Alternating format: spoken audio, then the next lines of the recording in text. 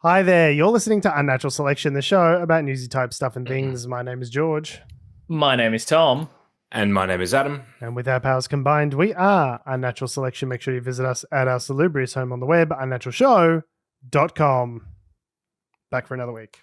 Yep, back for another week. Now, I'll be honest with you guys. I haven't listened to last week's episode when I was absent, but I'm assuming you guys didn't make a whole bunch of jokes about Kate Middleton being very absent and offline, like all the conspiracy theories, only for this week to now learn that she has cancer, and it's kind of a who's laugh, like, oh, not so funny, innit?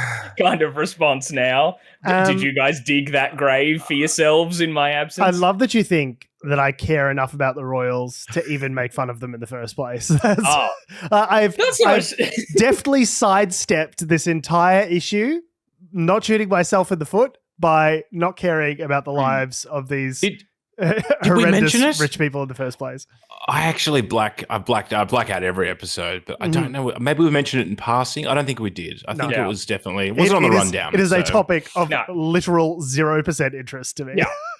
And I mean, definitely one of those like, oh boy, all those jokes about her definitely being dead. You probably all like feel real bad about that now. But on the flip side, their entire PR department's handling of anything going on certainly did not fucking help. Yeah, well, they're all like, saw here's this AI image of her. Oh, she's working on a special project at home. That project turned out to be having cancer. Like, what? What are these announcements? It does feel like they should fire the social media intern. Do you know what I mean? Mm-hmm. Like, and whoever they got to do the Photoshop, like, you need to go. Like, that's not like just a cavalcade of bullshit. And just feeding the conspiracy theories. But I imagine every comedian just this past couple of days has been like, who? Oh, throw out the rundown. Oh shit. We had all this good Kate Middleton gear and we gotta cut it. Melbourne Comedy Festival are just rewriting all their bits. Or people who I think they recorded the Melbourne Comedy Festival gala the other night. So I bet some of them are now like, oh shit. Oh no. But, someone who doesn't say "oh no" is Vladimir Putin, because he has won. Is a population. Russia is a population of people who say "oh yes" to Vladimir Putin. No one in Russia said "oh no" to Vladimir Putin. Oh yes, under pain of death.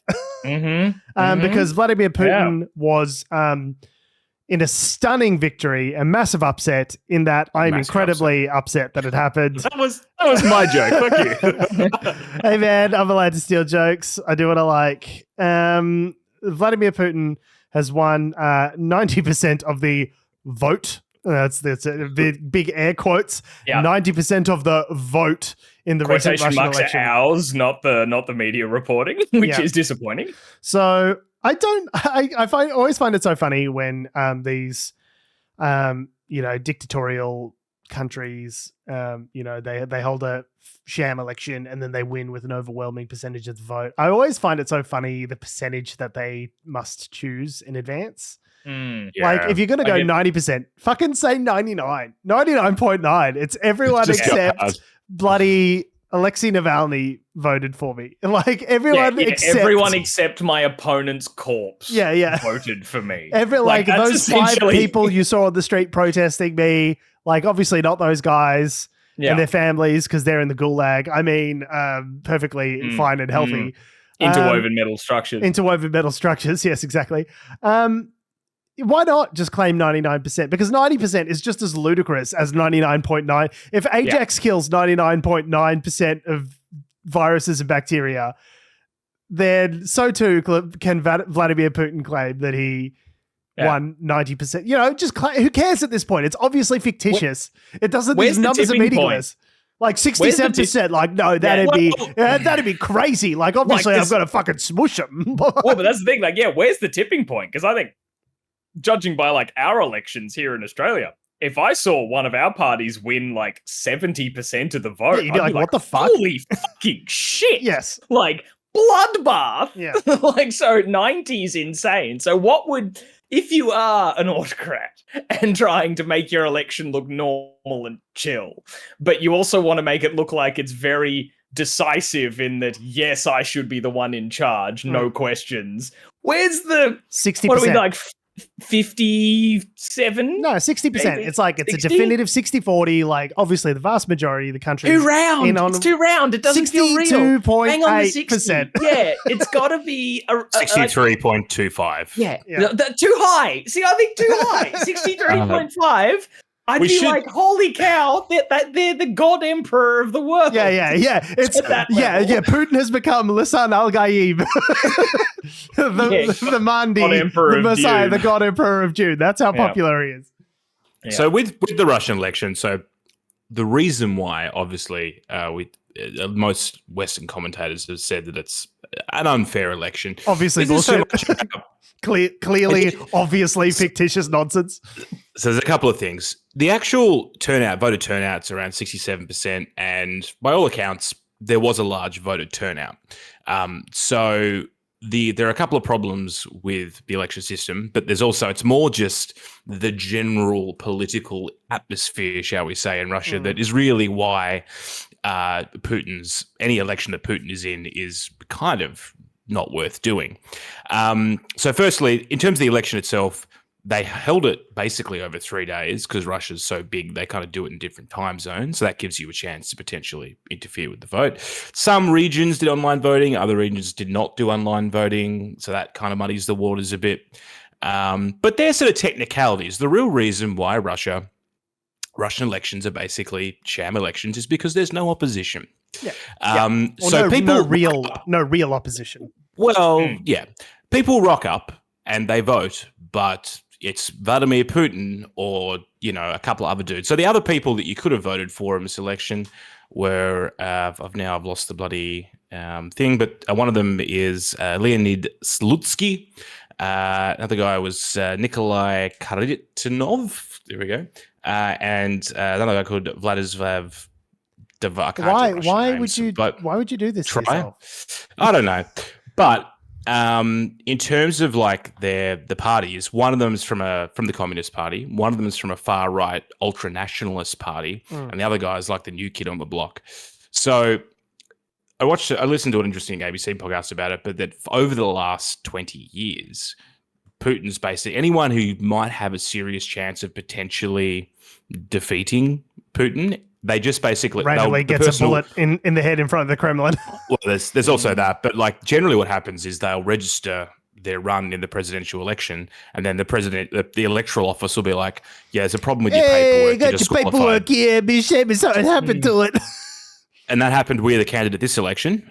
He was disqualified for some irregularity, and obviously Alexei Navalny, who's probably the big one that everyone would talk about. Yeah. Obviously, he ran once before, and same thing. Unfortunately, this time round, he was suffering from a chronic case of being dead. So obviously, being not alive. Yeah, being not alive at the hands of your opponent does tend to have a rather deleterious effects at the polls. It's a fantastic political strategy if you want to win. I mean, not a great moral strategy, but politically, I would say next to flawless. For democracy fans everywhere, take note: murdering your political opponents is a surefire way to political victory. Again, have to stress, not moral or legal. The photo here in some of the coverage with the guy standing in line to vote with a photo of Navalny. Yeah. Balls. Yeah. Like just holding up it's like, in a country that is with no qualms of just pulling you off the street into the back of a van, you doing that. Holy shit. Well, there were people that got arrested in the early days of the war for holding up blank sheets of paper in Russia. Which war? The Russia-Ukrainian war, the recent one. Right, yeah. So in the early days of the war, people came out on the streets to protest. You couldn't even say the word. I think it's a special military operation. Military operation. It's not an invasion. It's not. Don't mention the war. And one we're waging. Yeah. And people would come out to protest on the streets with just a blank piece of paper because they knew you can't say anything about the war. And people were getting arrested and taken to jail for showing a blank piece of paper because they were saying, okay, that's the code for us talking about protesting the war is we're just going to hold up blank sheets of paper. You can't arrest us for not saying anything. And they're like, fucking hold my beer, hold my vodka, fucking watch me. There was a similar sort of protest in this election wwhereby the protest was to all rock up to vote at the same time at 12 different o'clock spots at around the noon. country. Yeah, that's really clever. Because it's like, I'm doing what you told me to do, coming to vote. Like, we all just happen to come here to vote all at the same time. Like, it's a pretty clever little protest. Yeah. The other thing, obviously, that Putin has in his back pocket is massive control of the media. So just like Rupert Murdoch, but more hardcore. Rupert Murdoch, eat your fucking heart out, mate. Rupert Murdoch looks like a little bitch next to this guy. It's crazy. So when I talked about the opposition in Russia not being real, like there's documented evidence of, parties and even down to individual political figures sort of being in cahoots with the Russian government and not just being allowed to run, but actually being sort of propped up as fake opposition figures across from Vladimir Putin. And they'll say and do things that make them ridiculous and people wouldn't actually want to vote for them because it's either communist or far right. Like those are the two extremes. And so because those are the only kinds of dissent that are allowed, people naturally accrete to the one figure who's not them, which is Vladimir Putin, even though he's pretty far right himself. But so it's not just the poverty of other options. It's like the options that are there are also like cutouts for Vladimir Putin himself, which is like crazy 12D chess sort of stuff that's going on there as well. Yeah, but, I'm a little disappointed the protest was dubbed Noon against Putin when, Newton against Putin was right there. I feel you gotta have the rhyme. Newton. Even if it makes no sense, it has to have the rhyme. Yeah, I think it doesn't translate to Russian Next maybe. time. Yeah. Yeah, maybe it rhymes in Russian. Yeah, that's fair. I did not consider that. Something else I've never considered. What's that? Your car's spying on you. Yeah, so this is a story this week from the New York Times, which I generally I try and avoid sending you guys links to podcasts because I know you don't listen to them, and so I really try to avoid sending you stuff. Wait. I feel like it's something you should really listen to. This is you trying to avoid sending us podcast links. Yeah. We get you send us a lot of podcasts. You get links. Okay, I will find the podcast, the link story. No. You send me I occasionally episode. send you an episode. Listen to this. Okay, because I know you. I've tried to avoid doing that because I know you won't. What I will do, I will hear a story on a podcast, and then I will go and find. Like from the Daily from the New York Times. I will then go and find the story, the article story, to turn around and send to you guys because I know you won't listen to it. And so you're welcome. I'm a great friend and I deserve a high five. So I sometimes listen to them, not if it's an hour long. I don't send you hour long. Yeah, when you're like, here's a 5-hour breakdown on economic policy, I'm like, no. You guys suck. So this is a story from the New York Times. They did a brilliant episode of The Daily talking about this. But essentially, Kashmir Hill wrote the story talking about the major car manufacturers. There's this story that's it's about the major car manufacturers are essentially tracking and selling your data, fine-grained telemetry about your driving, and then turns around and sells it to data brokers who then on-sell it to insurers who use it as a pretext to gouge you on premium. So there was this story, one of the people profiled in the story talked about how all of a sudden their insurance premiums skyrocketed by like 20, 30%. They said, what's behind this?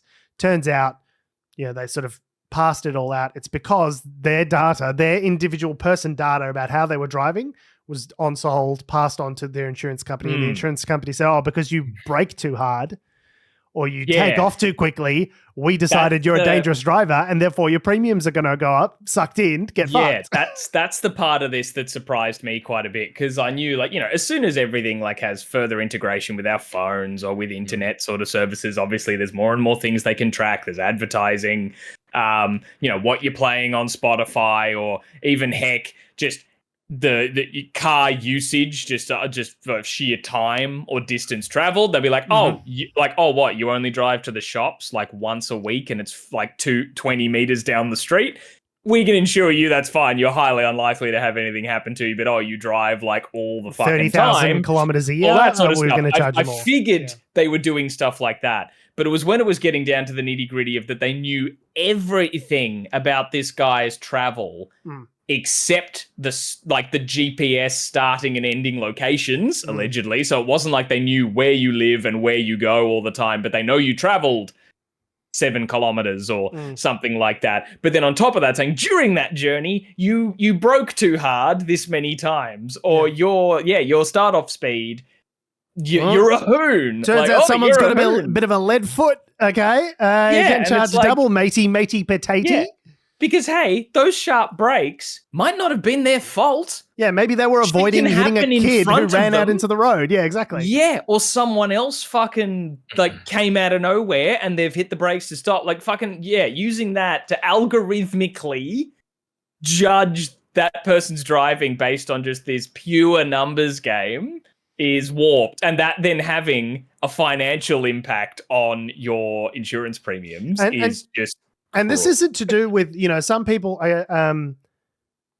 have, this is more of a thing in America. I don't think it's as much of a thing here, but your insurer sometimes in America will offer you what's called a black box, right? So we'll give you a discount on your premiums if you put this monitoring device in your car that allows us to see all these metrics, right? And you get a discount in exchange. This is separate from that. This is just the computer systems that are existing in the car. They're collecting the data, scraping it, selling it off. And so, there's this saying in tech, which is like, if you're not paying for the product, you are the product. And this article from Cory Doctorow in Medium basically says, doesn't matter if you're the product. If you're paying for the product, you're still the product no matter what, even if you're paying for it, because this is what companies do. I bought the car and all that sort of stuff. The car wasn't free. They will inshitify their product, which is a term that I've only come across recently, which I love. But essentially, you have a service, and in order to gouge ever more profits and money out of your consumers, you make the product worse and worse over time. So you might have noticed your Google ads are getting less good. Your Google search results, rather, are getting less good over time. And that's because Google is trying to wring every last cent of profit out of you. And by doing that, it actually makes a less good service. They've enshittified their previously good product. And there's several things that go into stopping the enshittification of products. And it's essentially all ways of acting upon corporate entities from the outside. So number one is competition. Obviously, it stands to reason. If you've got a competitor that's undercutting you with a much better product and it's much cheaper, then, there's sort of free market argument like, well, you just go and drive a Lexus if Hyundai's selling all your data, as though you would know about it. But anyway, number two is regulation, like just being prevented from doing the shitty thing. Like, hey, you can't sell people's data without their permission, because obviously not. Number three is self-help.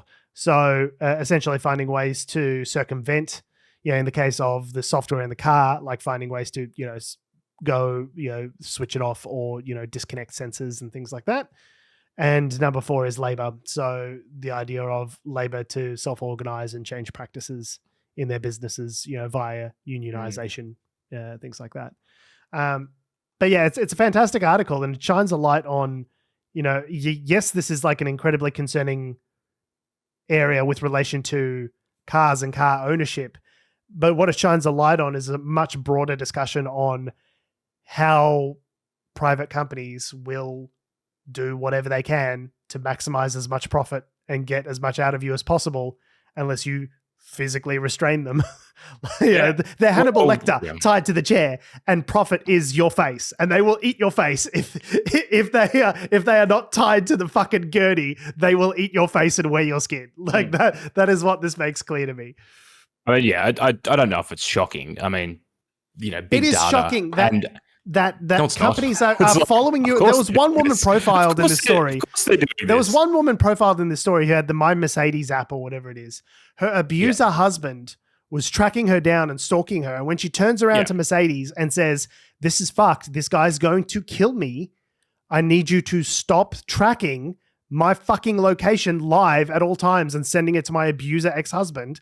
They're like, well, his name's on the deed. Sorry. She had to literally pay someone $400 to rip the fucking computer out of her car. So her ex-husband, the judgment, she'd already been divorced. The judgment for the car had been signed by a judge. The car was legally hers in the separation. Like, it is not just dangerous. It's incredibly shocking that private companies do not give a fuck to their consumers to this extent. Like, that is shocking. Yes. We shouldn't normalize that and go like, oh, what are you surprised that customers, that corporations are rapacious capitalists? Like, we should all grow to expect this and normalize this totally it's not. normal and cool That's not behavior. what I'm saying. That's no, not it's what not, Adam it's not what I'm was saying. What I'm saying is people have been warning that the issues with big data, and there's been a lot of private investment. Everyone's talking about big data and how to glean better insights, better profitability from data analytics. This is part of that. Okay, every major company in the United States in particular is doing this, whether it's you using Microsoft Office, whether it's you using your phone, whatever it is. They're All doing this. I guess that's where I'm coming from. Companies are just cars are computers now, George. Like, I know. It's the problem being here is that the I United sent you States, this story, by the way. the United States. I'm not surprised by it. The United States has has data laws that are sort of not as good as other parts of the world. Let's put it that way. They're pretty trash. Because there are, I guess, corporate interests at play. So the European Union, for instance, has a very comprehensive set of data privacy laws in terms of how data is stored, what people's responsibilities are. Here in Australia, we're probably somewhere in the middle. But yeah, I mean, the problem is that and it's the old analogy. This happens every time some technology advances. The legal and ethical frameworks around this don't catch up. And Mercedes obviously don't have a policy for this kind of thing. But that's batshit. It is batshit. It's fucking dumb. Because you've got millions of fucking cars on the road. I'm not saying it's good, but it doesn't surprise me because it's just the next evolution of your smartphone tracking you or whatever else, what other technology. So yeah, I mean, the United States needs to get better at this. I'm not sure whether this is just a United States issue. Maybe some of these companies in the European Union have been forced to make these sort of things a bit clearer, but it's one of those things where it's like the more we are connected, the more you plug in, there are going to be you're going to lose your privacy to some extent. Well, the United States is particularly bad on it. That's what we keep saying. Yeah, I know. I'm agreeing with this piece of evidence. If you let me fucking get it out, then the listeners can know. America's last consumer privacy law was passed in 1988, and it bans video store clerks from leaking your VHS rental history. Congress has taken no action on consumer privacy since the Reagan years. So that's from this article. Could you imagine the innocuous amount of fucking damage that someone having your VHS rental history would do compared to having access to your live location data at all times to your violent ex-husband? Like... The shocking thing is that we have to be having this conversation at all. I think is sort of it. It's kind of like the shocking thing is that there are people who work in these companies who aren't like, oh yeah, of course, like what? You're divorced. It was this person's your abuser. Like obviously we'll fix that right away. When they're all like, nah. That's just the policy because we've never thought about this. Like, that is shocking. If I was starting... It should be a no-brainer. Speedy Pete's car company, and there was a GPS chip in every car that I was sending out, I'm going, should we maybe have some data controls? I was like, Mercedes, one of the largest car companies in the world, is just like, that's tomorrow Mercedes' problem. I'd hate to be that guy. Yeah, just... Jesus Christ. I guess that the thing that really surprised me compared to tech companies where we know that there's a surveillance state, we all watched what was the Social Dilemma, and we understand algorithms and, like you sort of expect it to a large degree from tech companies because that is the product, is monitoring and harvesting data and selling it. Like we sort of understand that there's a quid pro quo there to a certain extent.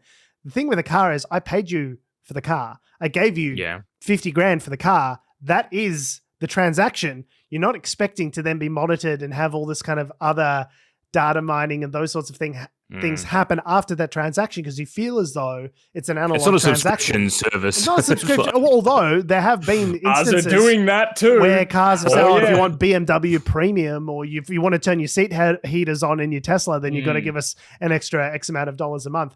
But it's that the fact that it's kind of like a it's sort of an analog transaction makes you think that it's separate and apart from the things that happen in the digital world. I don't know about you guys. I was personally very shocked to learn about how much is being communicated about us and our driver, and it's translating into consequences for the individual. An individual had their premiums kicked up by 30%. An individual had her ex-husband stalking her and terrorizing her as a result of this information. If Facebook gets my user data and they see that I like cute dancing South Korean girls, like no one's really harmed by that information. My insurance doesn't go up 30% as a result of that. There's no like real world consequences. Probably depends what kind of insurance. I don't know. If there's my Horny insurance is through the roof. Certain avenues of health insurance might be interested in that information. Like if this guy's getting palpitations at this hour of the day. Very interesting. Oh yeah, if you've been told to keep your blood pressure down or something, they might be like, this guy can't stop jerking off. It's incredible. We're gonna have to raise his premiums. It would be interesting to see the real world consequences. I guess is like quite to individuals, not just we're harvesting your data and selling it en masse, so you get like better ads for fucking shoes. It's like there's a financial and safety outcome. You got pinged for an extra couple of grand this year because someone decided you don't drive safe based on nonsense data. Whatever. Like, It would be interesting to see if Mercedes thought about this at all. Like, are there terms and conditions within?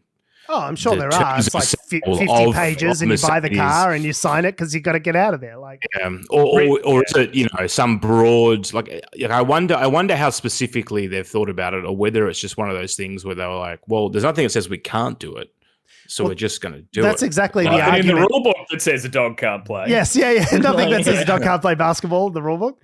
But that's exactly what this article argues, is like, if they are allowed to do this, large companies will do this to you. Like, that's part of what enshittification is. It's like everything is getting worse for the consumer because we allow it. And as long as we allow it, they'll do it to us. Like, that's the whole argument. And that's what I was getting to before. It's the thing of like, that there are certain things I feel just like morally and as a society that we shouldn't have to be thinking of, we have to ban them from doing that because it should be inherently obvious. Like that this is bad. I mean, I guess people probably could think the same thing over millennia for like making murder illegal, because you're like, you shouldn't be killing people. Someone had to put it on a tablet and bring it down from the mountaintop. Someone, because of them, they have a sign. It's the same reason there's silicon in your shoe packets that says "do not eat." Do not eat. Coffee hot. All that sort of stuff. So a lot of the car issues we were talking about there were kind of very relevant to the US needing to get its shit together. And speaking of the US needing to get its shit together, Donald Trump is still a person who's alive and doing things. That sucks. But he gave a little bit of a funny comment. The comment's funny. Like, it's funny that this happened. I think that this situation is inherently amusing, despite the political ramifications, shall we say? It just reminds me that Nigel Farage is a fucking messy bitch shit stirrer. He just loves making himself the center of a viral clip.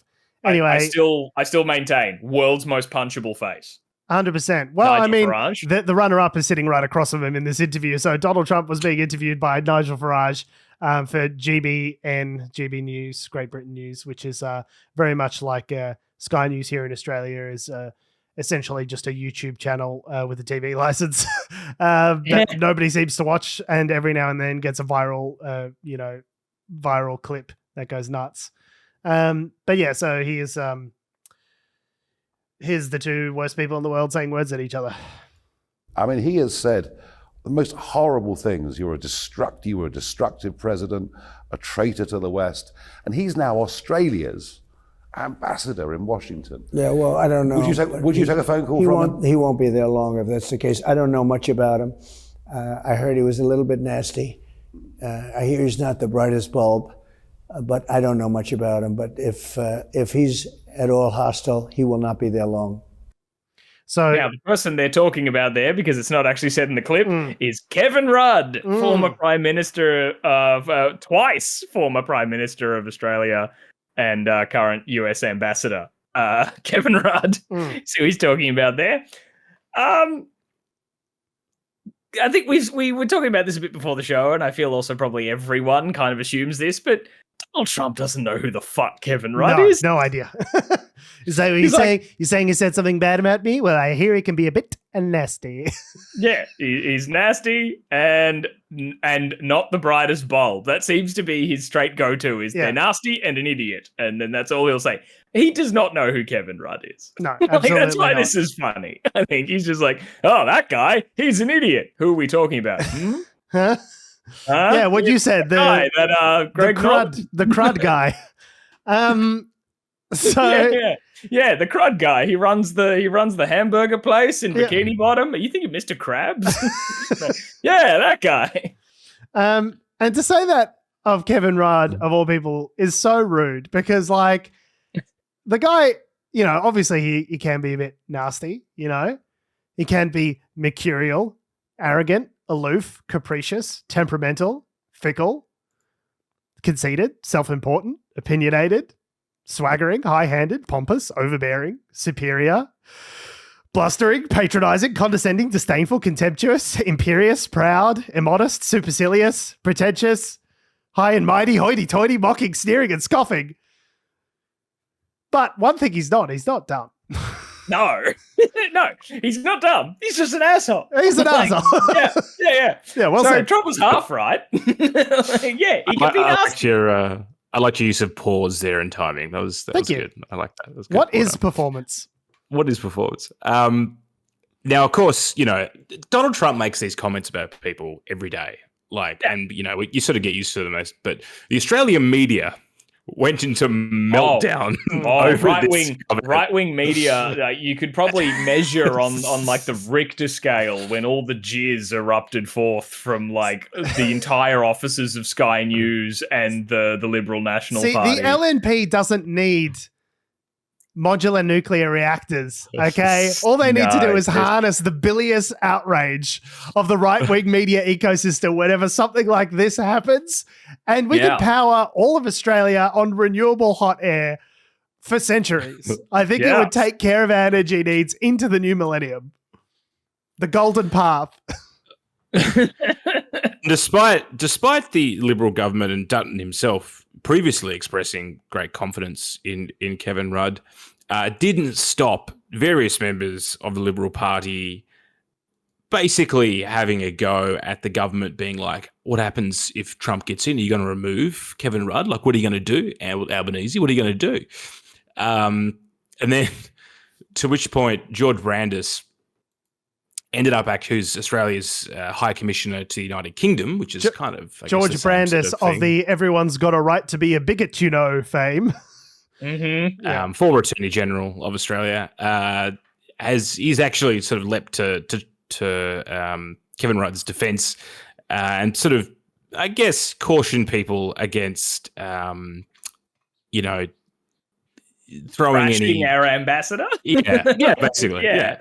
Kind of like raising the point that, hey, it's an ambassador is kind of important and should be have some bipartisan support. You can't just who cares who he was and that he was your political opponent of yesteryear, but you can't just root against your own country. Our representative in a foreign country. You can't just do that. And I'm sorry, George Brandis to be the voice of reason in anything hurts me. Like, to say, oh, George Brandis, like, I read these comments and I was like, fucking hell, I agree with George Brandis, and it makes me sick.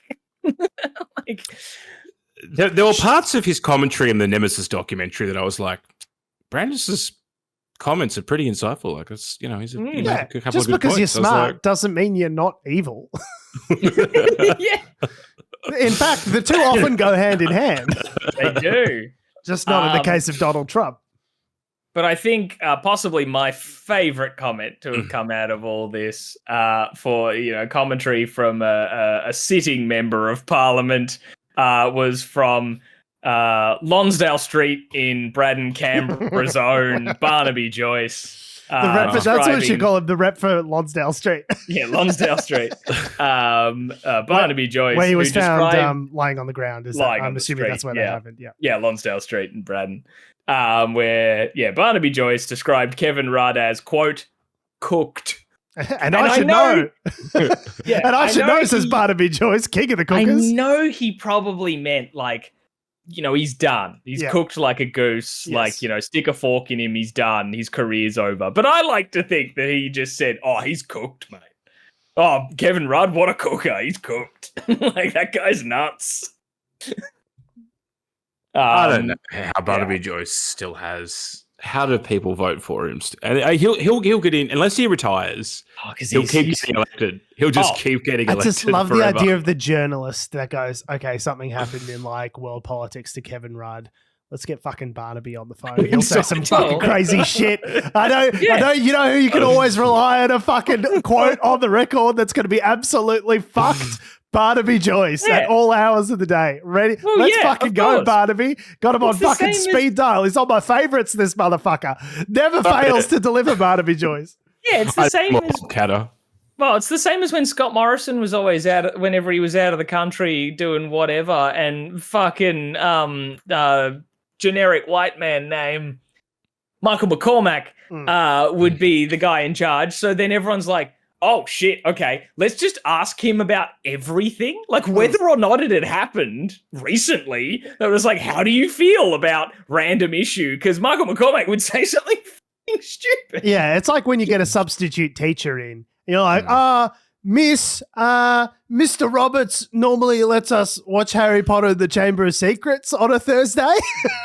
Yeah, I don't know about that. You're like, yeah, I'm pretty sure we can get away with this if we really push it. Just absolutely insane. But I guess also this does highlight a bit of the, I don't know what the kind of protocol is for when people are assigned to be like, ambassadors to foreign countries from the government. Like if you've previously said those kinds of things about a potential future leader. Like, so the comments that they were talking about, Kevin Rudd said prior to being the ambassador, but he just said that Donald Trump was a destructive president and a traitor to the West. Which fair. Big, bold, fair. Totally agree. Totally on the same page there with old K-Dog. But maybe not something you should be saying if you have any aspirations to maybe be the ambassador. Yeah. In somewhere like the US, right? Like even if Donald Trump doesn't win the next election and it's another Biden 4 years, which holy shit. But if you were being like, oh, Joe Biden fucks dogs on the record constantly, I wouldn't expect to be the ambassador. Presumably when he made those comments, when he was working at a think tank in his role, talking broadly about politics at a think tank, he wasn't doing it with a view to becoming specifically the American ambassador. Now, you can question the wisdom of the government that then, with a record of those comments, chose to allocate the ambassadorship of the United States to that person. That seems like maybe not the wisest idea. Could blow back on him. But I think it's just, it's like kind of like, it's one of those things. Like he said it, it's out there. If K. Rudd is there when Trump gets back into office, he's just going to get fired and they'll get a new ambassador. And them's the breaks, Kevin. You could, put your Mandarin to use instead and we'll send you to, what did Barnaby say? You might as well drag him back and send him to another country. Send him to France or The Hague. And at which point I was like, and then he clarified that with, or make him deputy secretary of the United Nations. I was like, oh, right. You're sending him to The Hague to like, not for war crimes. So yeah. I was going to say, was that just like a jab at your political opponent again to be like, send him to The Hague? He fucking stimulated the economy during the GFC, the terrorist bastard. I will never forgive him for those stimmies.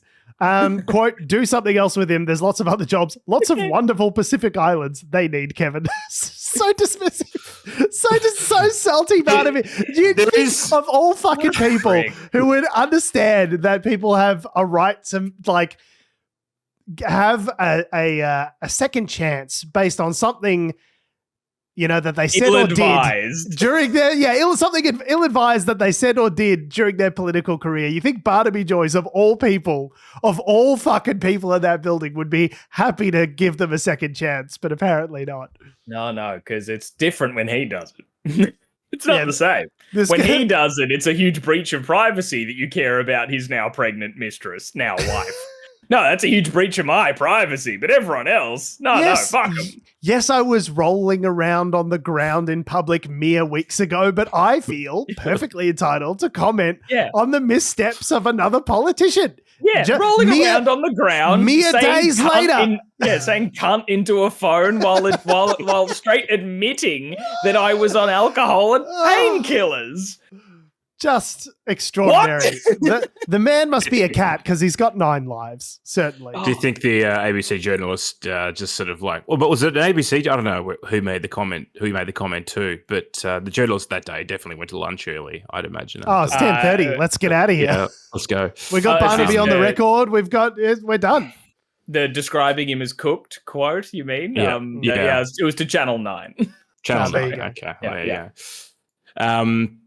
So Kevin Rudd's been kind of, you know, he was trying to get that position with the what was it, the UN, or was it there was a world government sort of position thing that he was trying to get. The New World Order. I've seen the documents. The reptilians are coming. It might have been the head of the OECD or something like that. He was up for some big. Or was it UN Secretary General? Was that it? I think it was something at the UN, yeah. Yeah. Hey, anyway, Barnaby seems more than happy to send him off to the UN. He said it himself. Yeah, so maybe that was a dig. Maybe that's why he said that. Despite the fact that I think the Liberals were trying to veto it when it was happening. Anyway, Kevin Rudd's been trying to get sort of, you know, into global sort of politics again for quite some time. So so it was during the Turnbull years. Kevin Rudd says Malcolm Turnbull reneged on a previous support for UN job.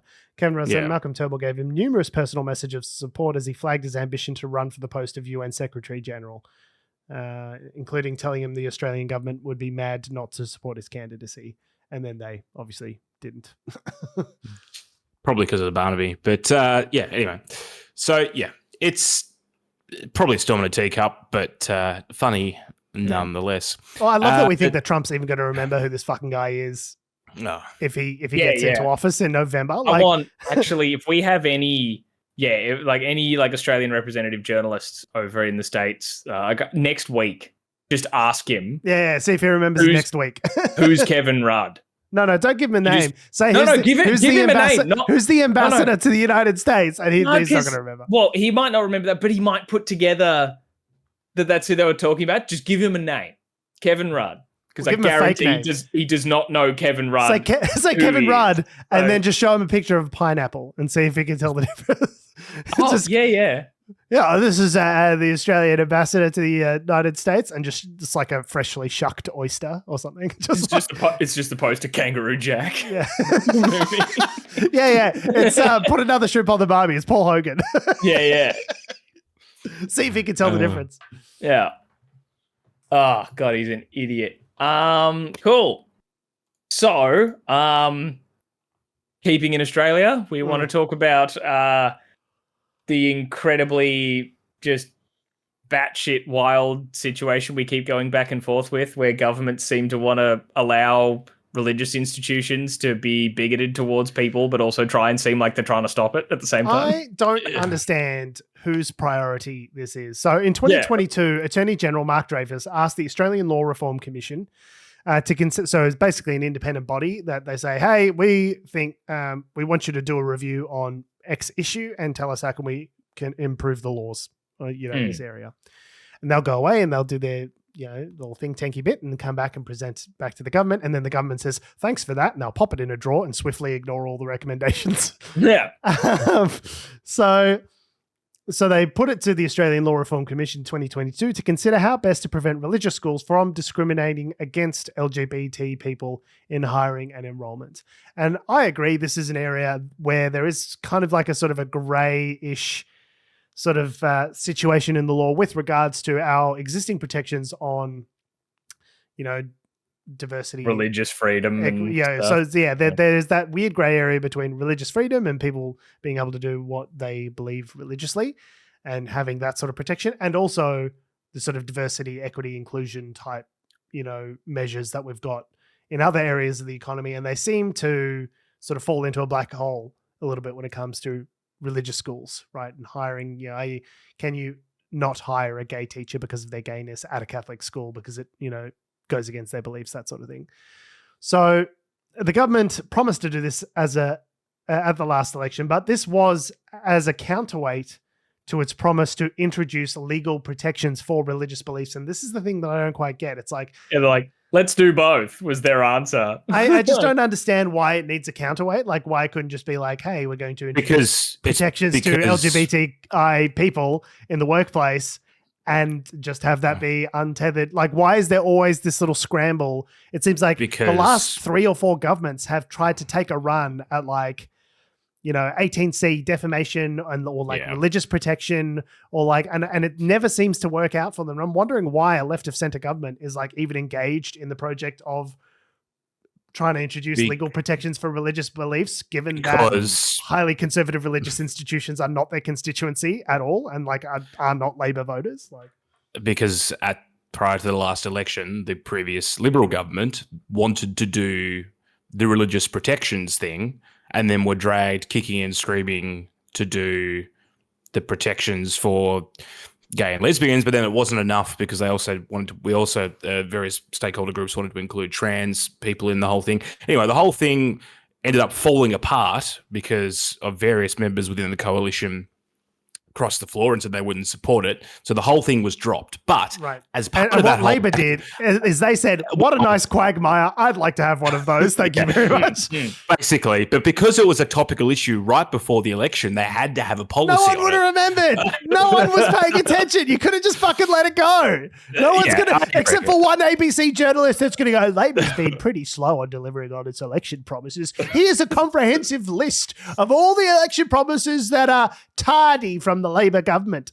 Aside from that one guy, nobody cares. No one was I can't wait for the fucking religious protection bill from Labor. Looking forward to that one coming down the No other issues. Post-pandemic, inflation, interest rates through the fucking roof, paying more for my house than a fucking... No, everything's fine. We've solved the cost of living crisis. Yep. Don't worry about it. You know what we really need to legislate on? Religious protection. That's the main priority. I'll be honest, I had zero recollection that they made such a promise. I voted for the guys. I didn't even know it happened. Yeah, it was the only reason why I remembered it was because it was in the Nemesis documentary in the last chapter. But it's kind of it does remind me a bit like June, where if anyone's seen the movie recently.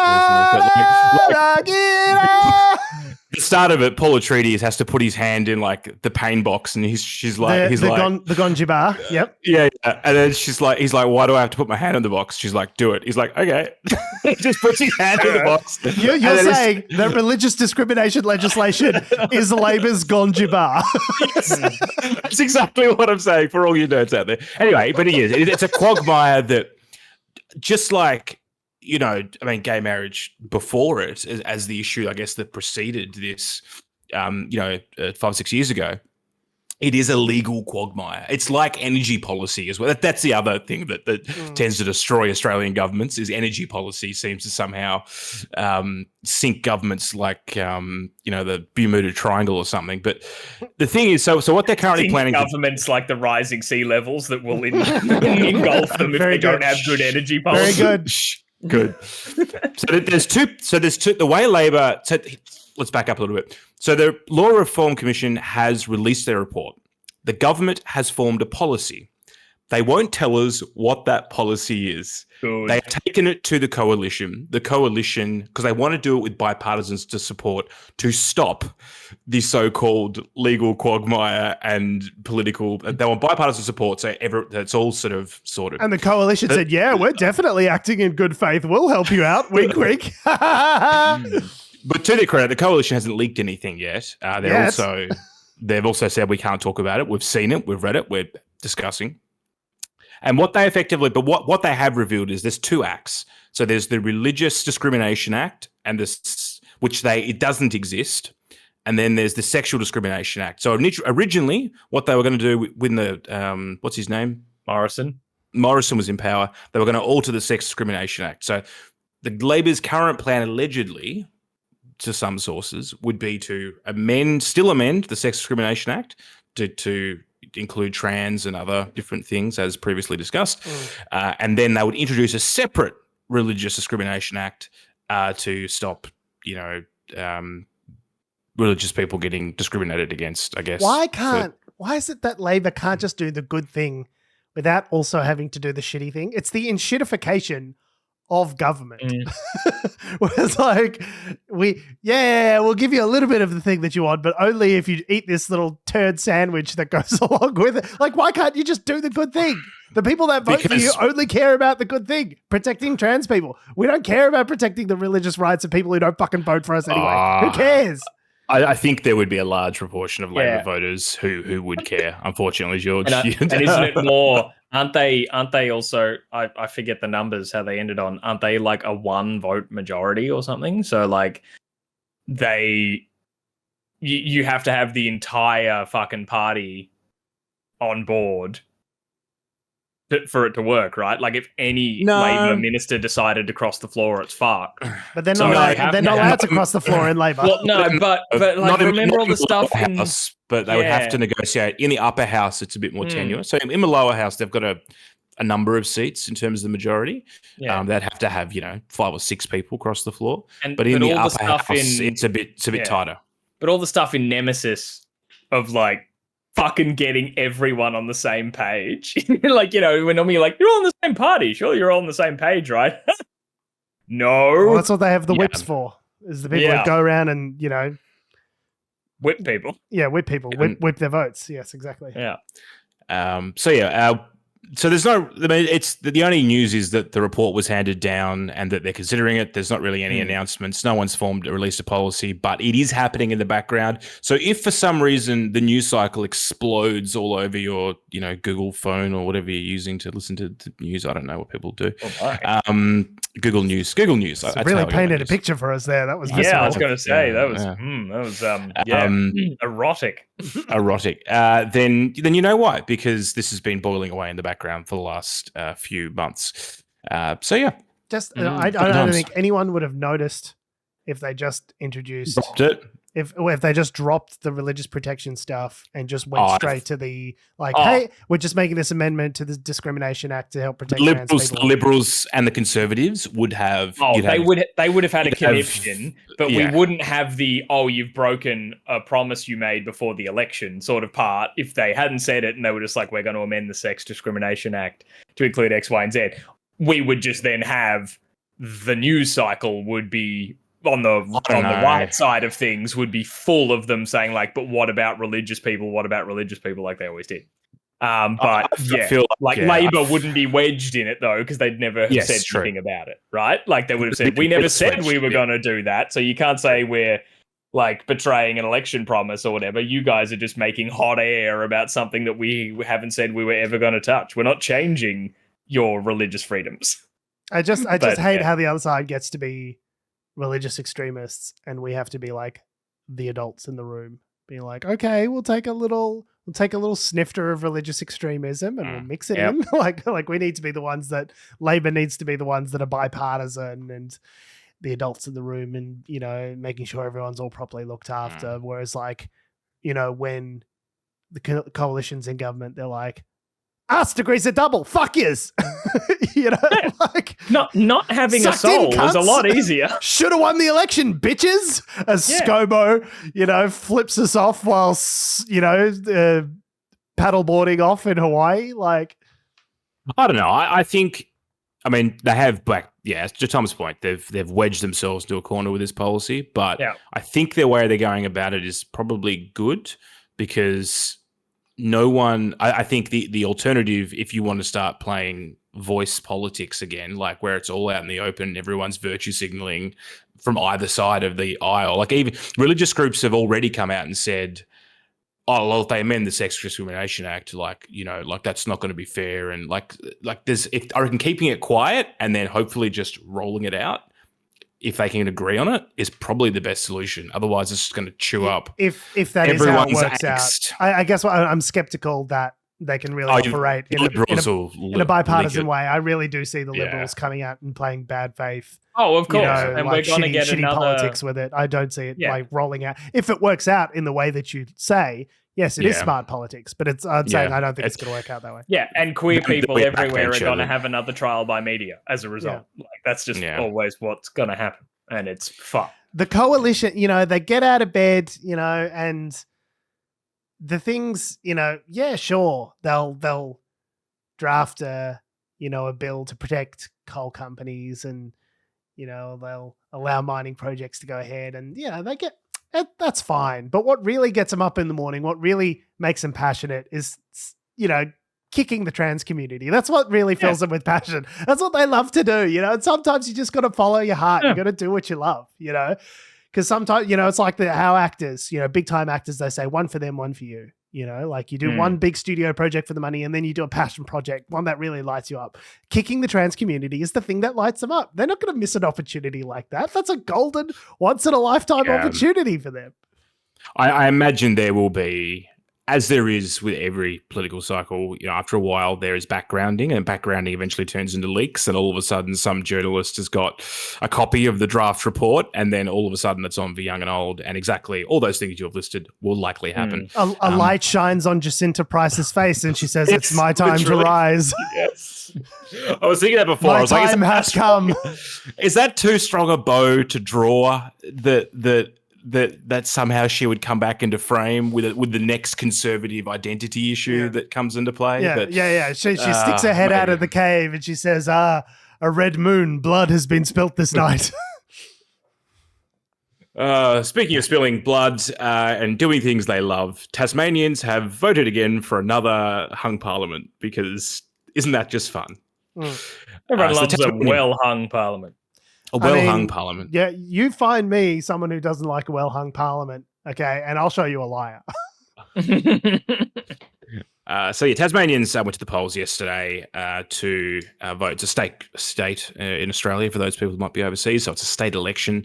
It was the last Liberal government of I guess all the states. Everywhere else in Australia is Labor, and I guess the Liberals they had government there, I think, now for about 8 years or something like that. It's been a couple of terms, and over time, the amount of people, I guess, within the Liberal Party who had seats has gradually fallen away. They've gone through, I think, 3 premiers in like 6 years or something like that, and then there were various local issues at play, and then 2 people from the Liberal Party who in the lower house basically said, we're not going to support you over this, whatever. I think there was an issue around I can't remember now, but there was an issue to do with one of the former ministers, and she'd said something in Parliament and then was basically expelled, or she resigned from the party because of her treatment, and then 2 other people basically dropped support for the Premier as well as a part of that, and said they'd walk to the crossbench. Anyway, so that meant they didn't have a majority, so the Premier decided that he would sort of call their bluff and call an election, which seemed like a smart idea. Jeremy Rockcliffe, go bold, go big.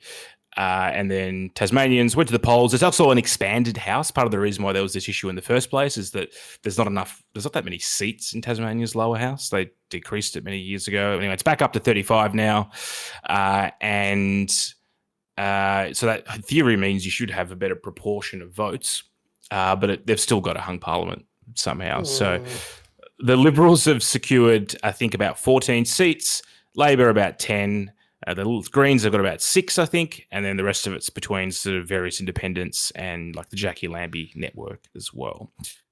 So that probably means the Liberals are going to be back in the same position they started off in, which is they're going to have to negotiate with the Greens, the Jackie Lambie network, or various independents in order to form a government.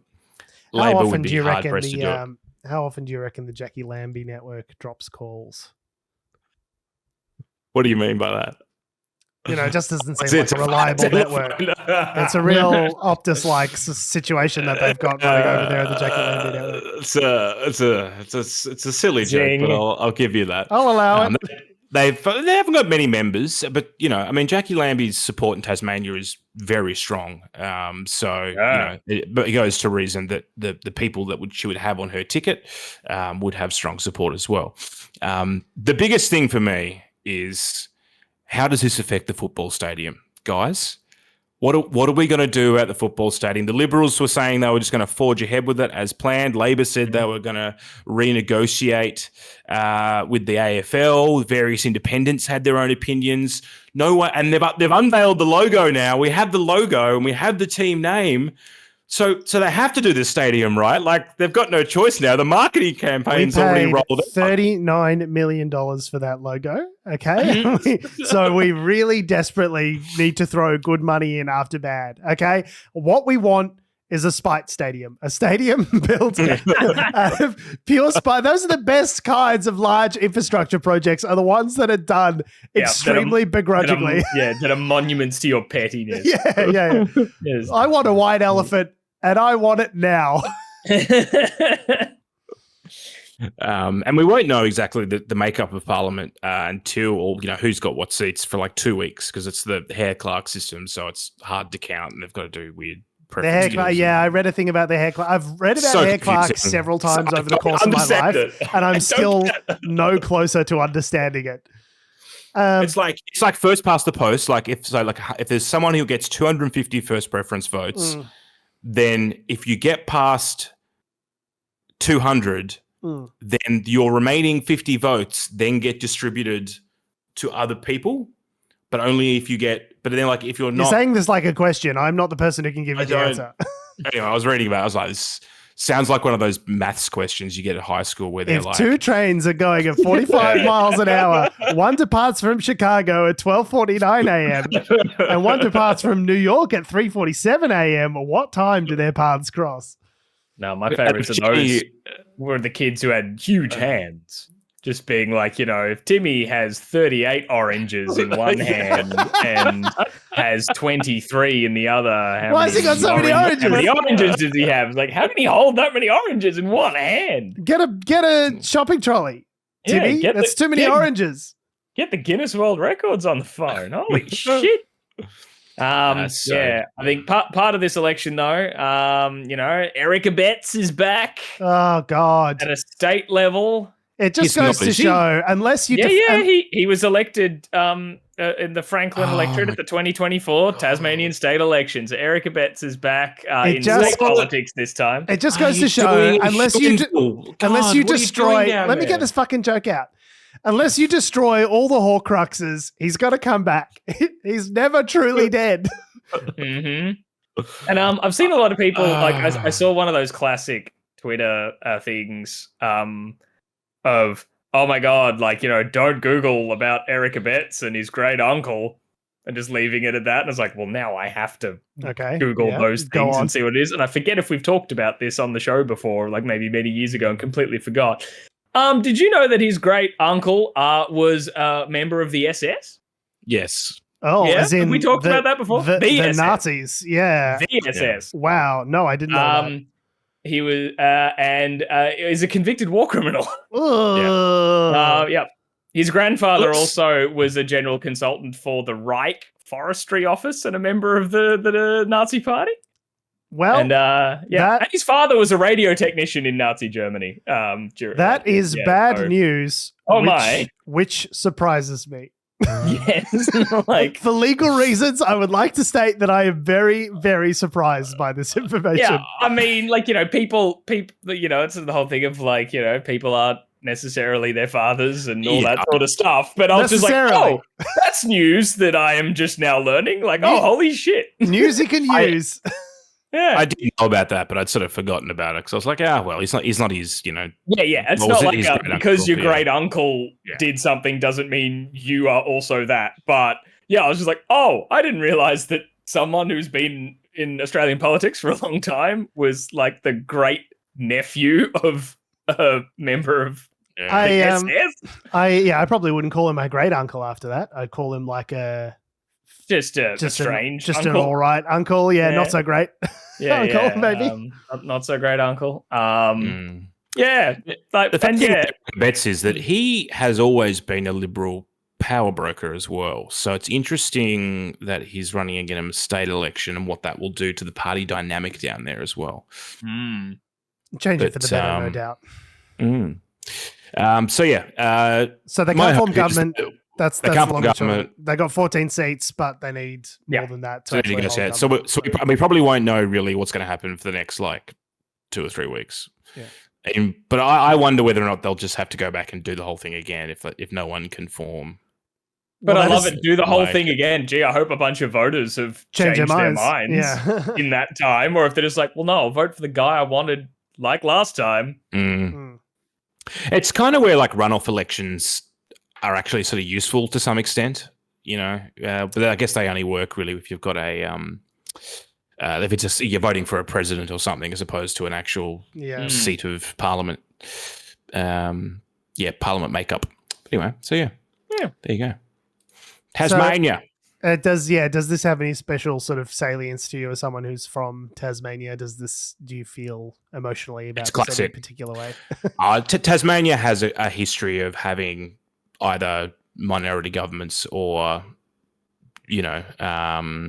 Labor for many years had to have a coalition with the Greens to get, things through. So, and then there are various people, say within my family, that are just like, we can't do that again. Like that was the fucking worst, So it's not so much that it's salient. It's just like, oh, of course it's a hung parliament. But they expanded the number of people in parliament to avoid this issue happening, and it still fucking happened. It's like you couldn't write it. You know what I mean? Like it's so dumb. You do, yeah. It is tricky because what if they don't, force it? It's not like they're trying to bridge the gap where it's like, they've got 17 seats and they're trying to get one more in order to guarantee supply. They need 4 or 5. 4 seats is quite a lot. That's quite a few people that you need to vote with you every vote in order to make sure government can still happen. Yeah, and if history, the amount of seats in Tasmania is not heaps, so it's a substantial part of the populace of your voting populace. Not something you can easily do. No, but we'll see what happens. On that delightful note, we have been, we are, and we always will be Unnatural Selection. Make sure you visit us at our Salubrious home on the web, unnaturalshow.com. Make sure you follow us on all the bullshit social medias that have, do, or ever will exist at Unnatural Show. And make sure you rate this podcast positively on your podcatcher of choice. None of these bullshit 1-star reviews. Okay, 5 stars or GTFO. Make sure you follow me on Twitter and Instagram at George Tsipos. You can follow me on Twitter at Tom D. Heath. And you can follow me down to Tasmania Parliament, where I'll be, if they end up running again, if there's another election, I guess I'll put my hand up. Just hang out around the front and get, on Broadway, they have those last minute tickets. Yeah. You could be a member of Parliament if you're just standing in the right place at the right time. Yeah. I'll vote for me. I'll sort them out. Fucking Adam Doreen for Parliament. Lottery members of Parliament sounds like both the best and worst idea. We couldn't end up with worse results than Erica Betts. Well, that's what I mean. You know what I mean? It's not inherently the worst idea. You could have something pretty horrible happen, but also something pretty great. I think Plato was a fan of the idea, if I recall. Thanks for listening, guys. I love your face. Just love finishing on a Plato reference there. Thanks for listening, guys. I love your faces. We'll see you next week. We are nothing if not pretentious enough to finish on a Plato reference. Pretentious, haughty, conceited, self-important, opinionated, full of oneself, superior, overbearing, pompous, high-handed, swaggering, boastful, bumptuous.